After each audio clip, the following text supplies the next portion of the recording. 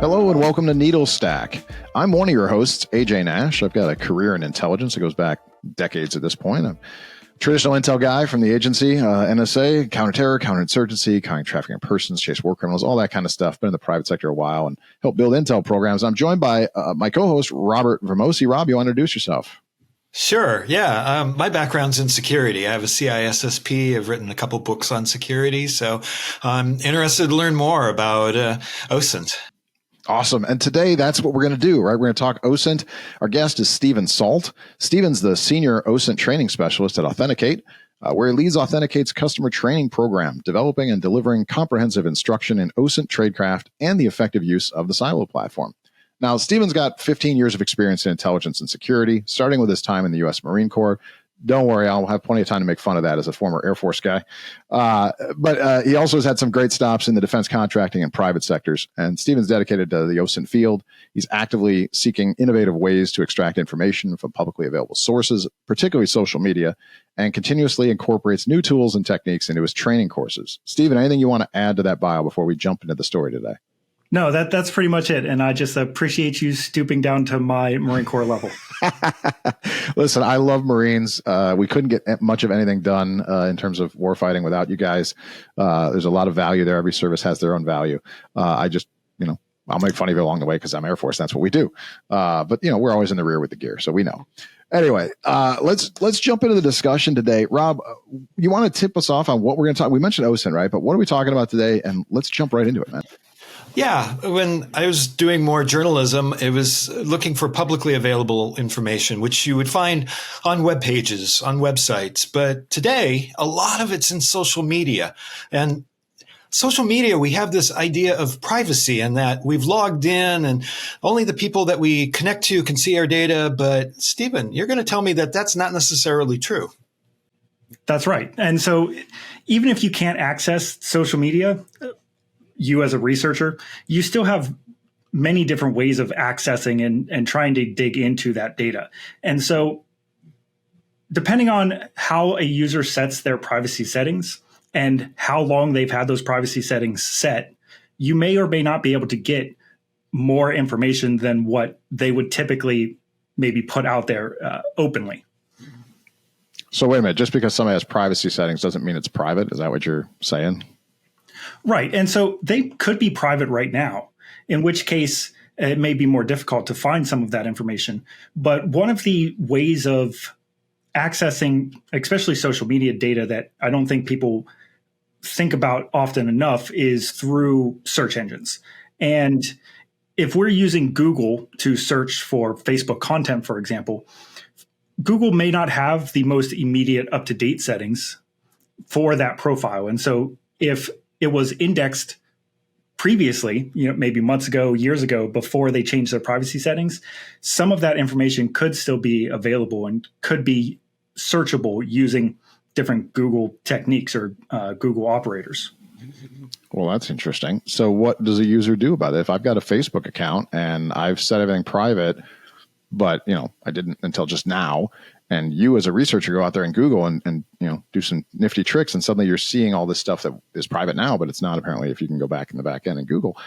What do I do about that as a user? I mean, how do I have to log out and log back in? Is there anything I can do to get that to cache data to go away, or do I have to complain to Google? Well, when it comes to security settings on social media, the best time to make those changes was 20 years ago. But the second best time That's good advice, Steven. Thanks. Is right now.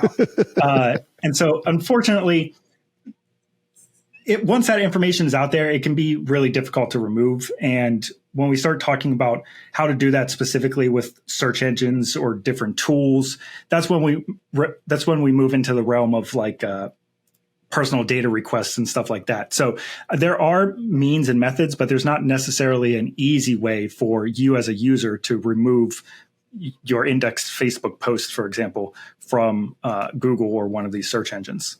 If I just change my settings today, the historical stuff could still be indexed by Google and so forth. There are mirrors, though, that allow us to see current data, is there not?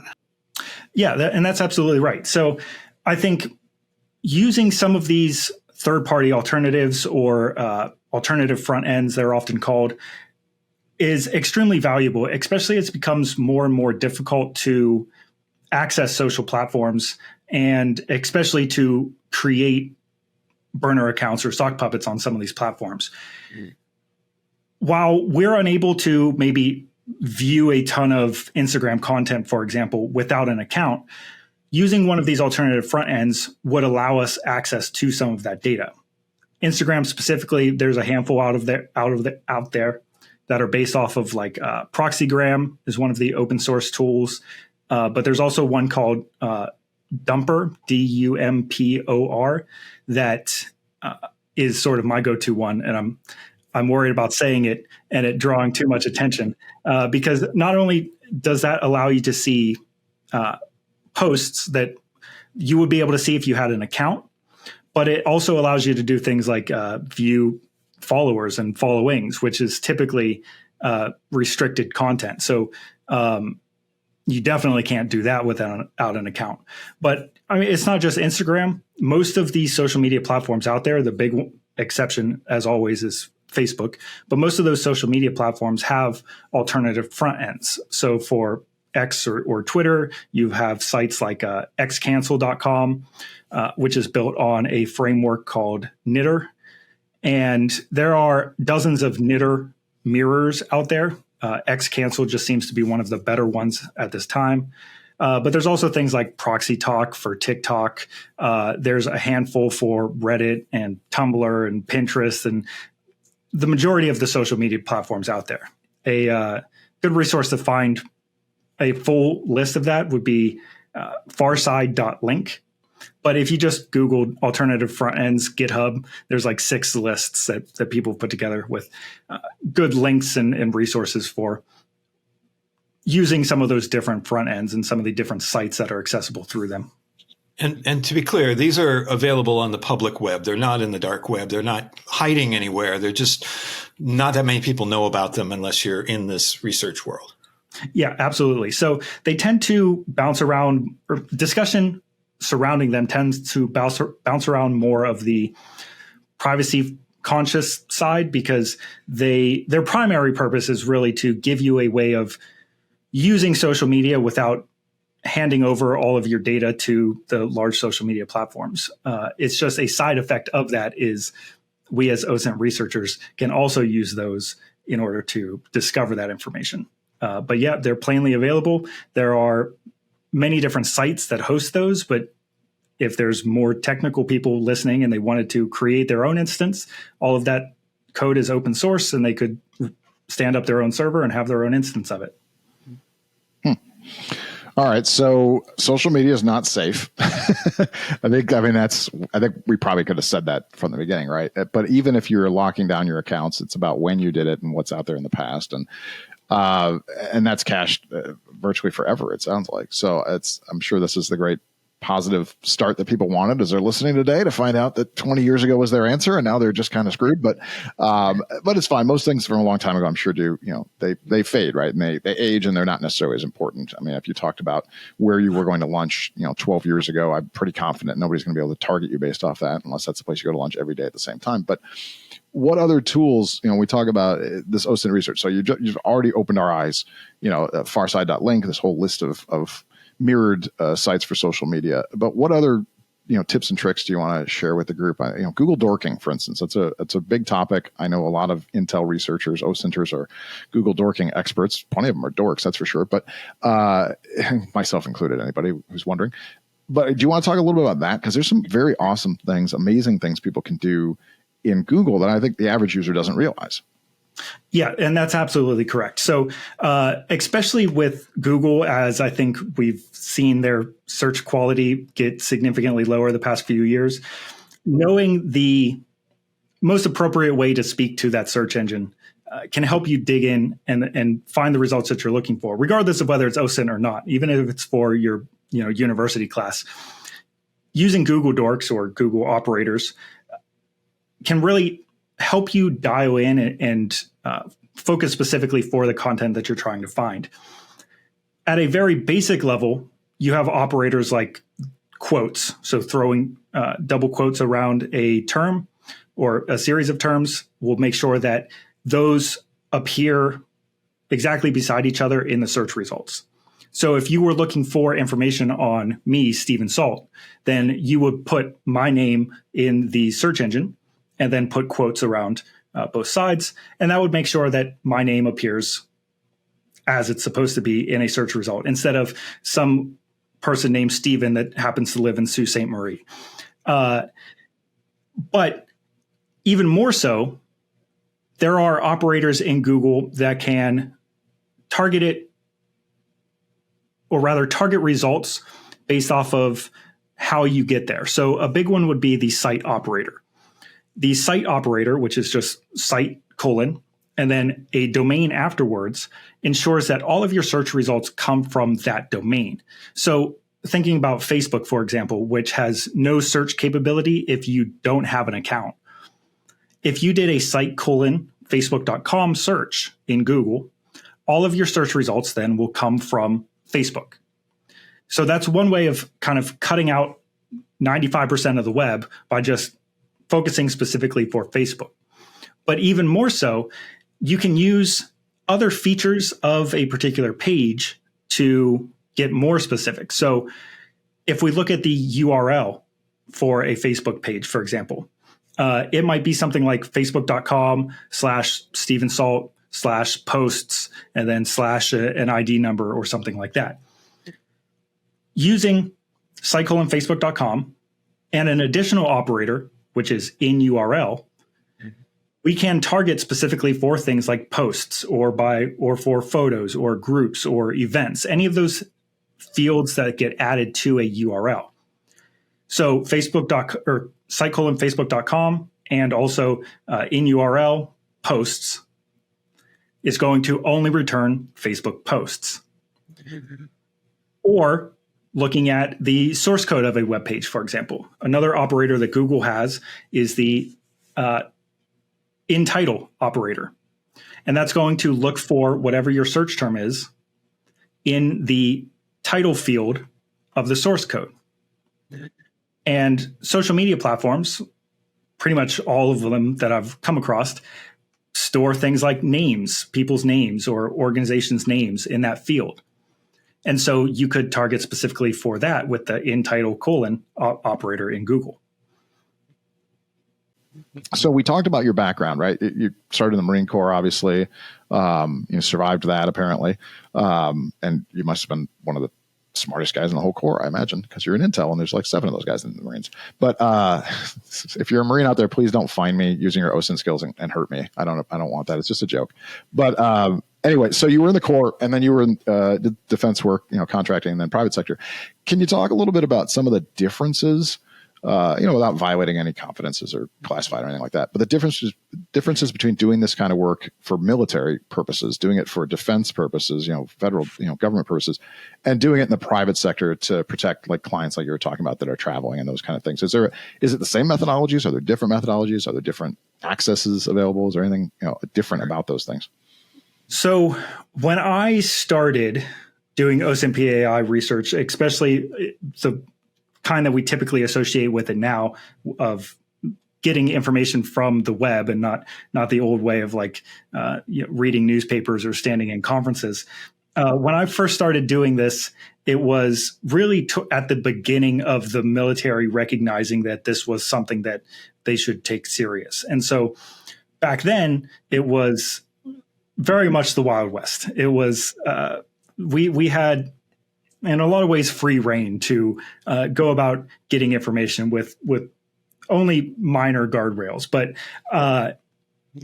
over the past 10 years or so, there's been more and more restrictions placed on, whether implicitly or explicitly. And so with guidance and policies in the DoD space being very, very, very slow, in my experience, governmental entities, including the DoD, take a lot longer to respond to changes. And in this environment, that's deadly in a lot of cases. But if it's not deadly, it's at the very least frustrating and counterproductive.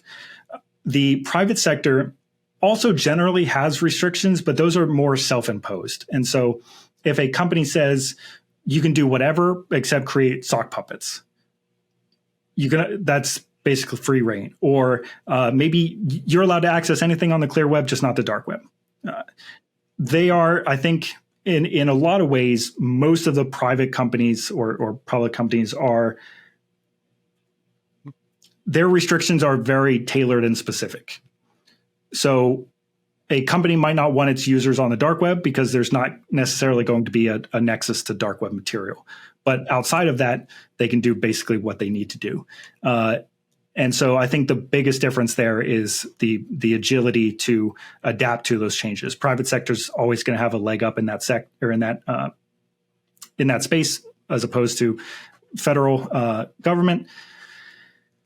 And so what you need to do if you are working in the federal government or the military is try to find some of these ways of accessing that material that you might not otherwise be able to, like through those alternative front ends on social media platforms. And just hopping back to that real quick too, I know I focus specifically on Western social media, but that's not always going to be the focus for a lot of the people listening here. All of those same tips and techniques and resources, there's often parallels or mirrors for those, whether we're looking at, I don't know, VK for Russia or WeChat and Weibo for China. Like there exists two websites, free WeChat and free Weibo, which are alternative front ends for those sources. And if anybody's ever looked into Chinese information, it's often extremely difficult to find anything when you're accessing that outside of mainland China. So using some of those different tools and resources can, in some cases, give you access to information that you wouldn't be able to get anyways. So you mentioned, and I agree with this, obviously, that the private sector tends to be able to move more quickly, right? The government is not as agile, and it's just a big ship. It moves a little bit slowly. It can be. There's a lot of reasons behind that, not necessarily a negative thing. But what does that create in terms of risk? You're talking about these companies that a lot of times their policy is just, hey, stay off dark web, but everything else is open game, et cetera. Where does that put them in terms of creating some risks for themselves? Listen, if you go out there and start doing this, we've just talked about all the things you can do, but you're exposing yourself too, and if you're doing it from a corporate system, then you're exposing the company, right? So you go out and do this research, somebody may be watching you as well, who researches the researchers, et cetera. So, what do you talk about in terms of like obfuscation, in terms of tradecraft, to make sure that when you're out there looking at these things, somebody's not looking back at you? I recognize, by the way, for anybody who's chuckling, of course, this is a bit of a tee up. The company we all represent in this case is Authenticate, and the platform is Silo, and it's fantastic, and I've been to use it for like 9 years. But I'm curious what your thoughts are. The platform aside, that might be part of it. But in terms of what are companies doing, what more should they be doing in terms of obfuscation, in terms of policies, making sure they're guiding people instead of just saying, hey, go out and do whatever as long as you stay off the dark web? Well, if I have any former students of mine listening, they're about to roll their eyes, because what I'm going to say is it all depends on your threat model, right? In some cases, you may be perfectly fine. Like your purview might just be reading the news for updates about your company. Right, that's technically OSINT, and the risk there is probably fairly minimal. But if you have maybe a more advanced or more in-depth mission set where you might be going to forums, or you might be trying to join a Discord group or something like that, you really need to start thinking about what the target is capable of, or what the subject of your research is capable of. If they are a cyber group or cyber threat actor, your threat model in that instance is going to be significantly different than if they are just a local group of ne'er-do-wells in the next town over. And so protecting yourself really depends on what that model is. Of course, I would recommend Silo. I myself have been using it since like 2016 now. And so it's a great resource, but if you don't have access to that, any little bit that can protect you from just falling into the larger dragnet, right? What small steps can you make so that you don't get swept up in the crowd otherwise? So things like using virtual machines, or let your people have VPNs, or let them have access to systems that they wouldn't be able to or wouldn't be allowed to like log into their work information on, right? So dedicated research stations. Any small bit that you can do to separate your research from you is definitely going to help. Realizing that these tools are out there and these techniques are available, you've had some clients in the past that weren't really aware of that, and you've gone out and demonstrated to them that they're leaking a lot of information, whether it be available through social media or just even something like a photograph. Can you give us an example of where that was true? Yeah, absolutely. So I think I have two good examples that speak to that. The first one was I was looking for a website developer who created websites for a violent organization, or violent organizations rather, and they all tended to use this same guy. And the reason we were able to find that out was looking specifically in some of those title fields and some of the source codes of those websites, because this guy would continually sign the websites that he created. So it would have in the source code, website created by John Smith, whatever the gentleman's name was. And actually, he followed that practice with both of his aliases as well. And so by using things like in title, we were able to look specifically for the ones that he said that he designed himself specifically. That was very convenient. That was very, very generous of him to offer all that information up to you so easily. Listen, he wasn't a great guy, but he was a great example. Listen, I've seen people, I have friends in law enforcement who've said we don't catch the smart ones, right? So I mean, it's a good example here. There's plenty of people to catch for things like that. This guy signed all of his work, and he's so proud of it. That's nice, and also gave you all of his aliases. I mean, it doesn't get much better than that. Yep. Couldn't ask for more. You said you had another one. You said another story. Yeah, and so another similar example of using social media and those search engines is looking for information from a user across different sites. So I was once tasked with providing a little bit of Overwatch and to try to scare a particular client into acting better on social media. This person's security team had reached out and said, hey, what can you tell us? What are they doing? How can we get them to stop putting all of this information out on social media?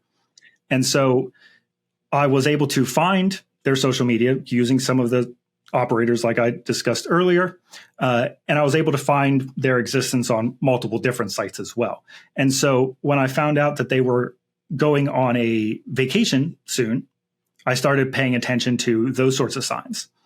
And because I was trying to scare security into not only the main entity, but also their partner and some of their families or family members, I was monitoring all of these different channels with those operators. I wasn't using any like specialized tools, just periodically doing searches and seeing what results came back. And I noticed that one of the younger siblings of this person posted a photo on or a video on TikTok showing a private airplane and saying something along the lines of, we're about to go on vacation.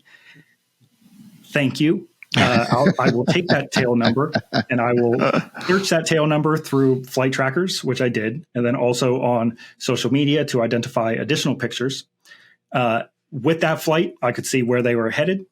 I made some estimations as to what they could probably afford as far as like an Airbnb goes. And that narrowed it down to like 8 different places. After that, I just sat back and I watched and I waited, knowing that sooner or later, one of them was going to post a picture of the inside of the bathroom or one of the bedrooms that they were in or something like that. And of course, they did all of that. And so I was able to say, based off of the trim in the back of the bathroom here, or based off of this unique live edge wood coffee table that they had, that they're staying in this one particular house at this time. And gave that back to the security team, who then promptly gave it to the client, and they were silent for the rest of that vacation.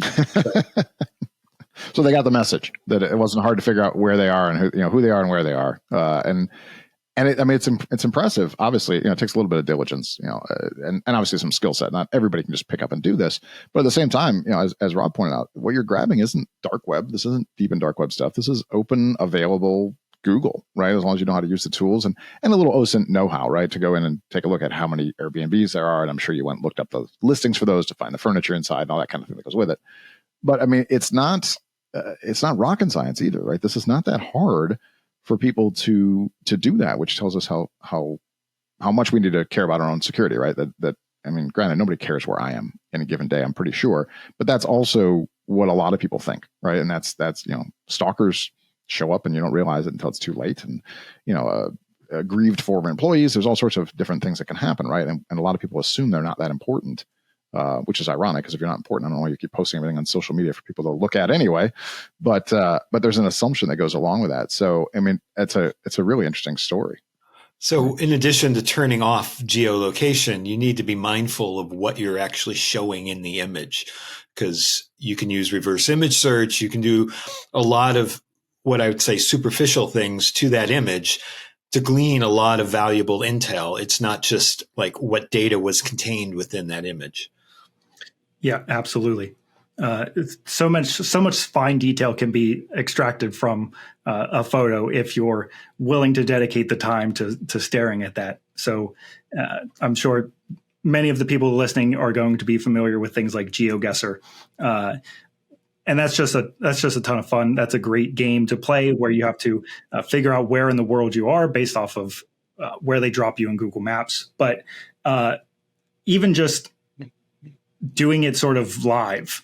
So one of my favorite games, and I apologize if this is a little bit weird, but if I'm at the airport and I see someone walking around with like a company logo on their t-shirt, I'm going to Google you. I'm going to find your LinkedIn. I'm going to find your Facebook, because it's all of those little details about a photo or about a in-person event or something like that that can really make it super easy to find where you exist online. Mm-hmm. And, I think that's funny. I think that's a practitioner thing. It does sound creepy, don't get me wrong, but I do the same thing. It wasn't that long ago I was traveling, and we had some time to wait for a flight. I was with my partner at the time. And so I chatted up this family that was just sitting there. It was a husband, wife, couple kids. It didn't take long at all before I knew a lot about them. I knew where they were going, how long they were going to be gone. It was a soccer tournament. I knew what team they were involved with, all this kind of thing, and where in the world they were going to be and where they lived. And I walked away and went, I could easily rob their house now. Like, they've given me enough information to backtrack this and find out exactly where they live. I know how long they're going to be out of town for and why. And I would have a ruse if I wanted to get in. And obviously I didn't do anything with it. I got on my plane and I went where the hell I was going at the time. But I realize also, for those listening, I'm sure half people listening are going to chuckle and go, well, yeah, I do that. And the other half are going to be horrified and be like, what is wrong with this person? This is what it's like to be, in this industry, to be in intelligence and be an OSINTer and that kind of thing, which kind of leads me to the question I was going for, which is, what do you do?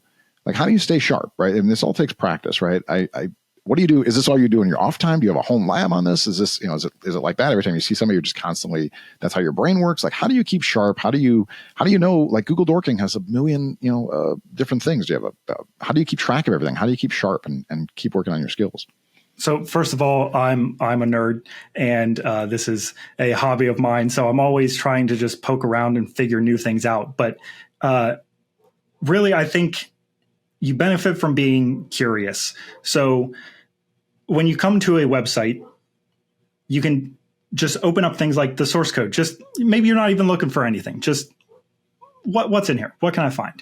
Or opening up the developer tools to see what shows up in the network tab, which is, I think, a very underutilized utility. And just kind of seeing what goes in there.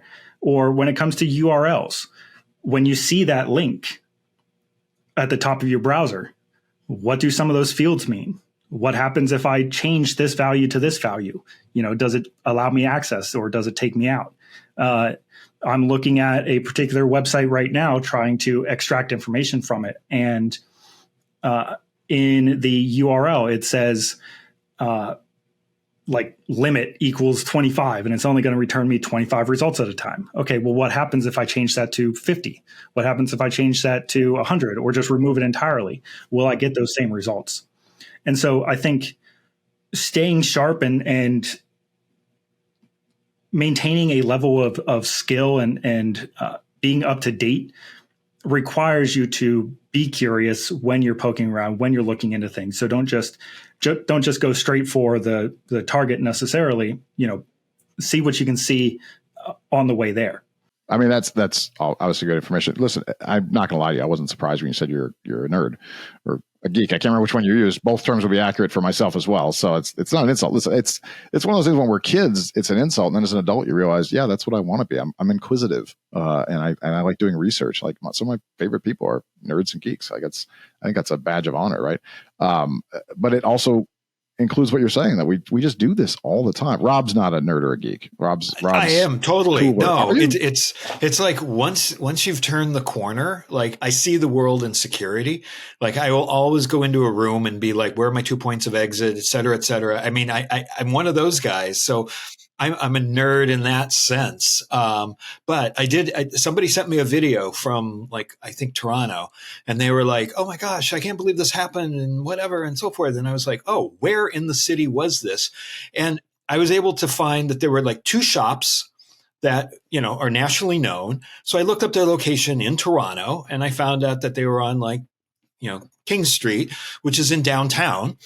And then I narrowed it down even further because in the video, I could tell that there were 2 shops apart. Sure, their addresses were 2 shops. I immediately wrote back to the person and said, oh, it was on King Street at this time of day and whatever. So they're like, how'd you do that? And I'm like, you could do that too. It's not that hard. It's not like I had special tools that I used. I lied. Rob is one of us, apparently. All right. It's good to know. It's good to know. I didn't know. You keep it hidden, I guess. Rob is definitely one of us. That's exactly the kind of behavior we all do regularly, right? It wows people, but it's just normal. Like I do the same thing. It's also how all the misinformation in the world, right? Social media is full of this malinformation constantly, right? And so I am constantly checking things out. And a lot of them you don't have to. A lot of them are fine, but I'm constantly doing it. And whenever somebody says, "Oh my God, did you see this thing?" I'm like, "Let's check the source." Like I'm the wet blanket for every conversation, basically. Because I'm like, "It's probably not real. Let's go look." And you go dig those things up. It just becomes kind of a habit, which is fun, but also annoying, I'm sure, to conversationalists everywhere. But no, yeah, that's very important right now, because there's a flood of misinformation getting out there. And you see where they'll show a clip of something and they'll say, Los Angeles is on fire, or whatever the political thing of the moment is. And you'll look and you'll find that video was uploaded in 2008 and it had some other context, or it wasn't even Los Angeles. It was like some other city that had palm trees in the background. So yeah, it's like, I don't know if every person needs to be doing this on their own, but enough of us need to be doing it so that, there's some clarity as to what is truly, I'm speaking as a journalist, what is truly news as opposed to propaganda, as opposed to whatever else. So, yeah. I mean, I would argue actually we should probably be teaching more people to do this. Maybe not everybody, maybe you're right, but a lot more people need to understand basic OSINT research skills at this point, because we are inundated with content from all these different channels, and there's no rules on what people can say. People can say whatever they want. People can lie en masse if they want to. Huge amounts of it just flood us, and it really is dependent on us. It's incumbent on us to actually be able to go back and look and go, hold on a second now. What are the odds that's really that, right? And some of them are obvious and easier to figure out, but a lot of them aren't. And you have to go back, like you said, and check the video. Is that from that city? Is that from that time? We're not even getting down the path of is it AI? Is it just AI generated? And you got to get into shadowing and where the horizon is on the six fingers. Exactly. The collarbone isn't right or whatever. But those are getting better every day. But I mean, just the simple things of is that the right city? Is that the right year? Is that the right context? I think people really have to, if you're going to avoid being deceived, if you're going to avoid being lied to, if you want to live in a world where the truth still matters, I think we're going to have to probably start teaching more people how to do some of these things. Maybe they're never going to become Stephen. That takes a lot of effort, I think, to get there. But speaking of that, I mean, we opened, Stephen, you do training. I mean, this is you're not just a guy who does this stuff. You teach other people how to do this. Are there any thoughts? I know we're running a little late on time because that's always my fault, but are there any thoughts on how do people pick this up? Is there an express lane to learn this? Are there tools and techniques available? Are there handbooks available? How do we help the average person start learning how to do this? How do our listeners and viewers help their friends and family who aren't in this industry to do this without feeling creepy, but empower them to be better at this? Well, if they're a Silo customer, they can reach out to me. But for everyone else, I think what's so great about this is that all of this knowledge is free, right? And so how to get started, Google how to tell if AI images are fake. I think it really the best starting point is to just ask the question, and then follow those resources down. But once you start to actually get comfortable or maybe understand a handful of a little bit of the lingo so that you maybe know a little bit better what to search for, that's when you can start looking for the other resources that have been put together by excellent teams and individuals and organizations to learn those Google dorks, or to learn the best tools for website enumeration or behavioral analysis, or any of the other realms of OSINT PAI. There is a ton of good resources available on, surprisingly, Reddit. Reddit has a very robust OSINT community, but also GitHub.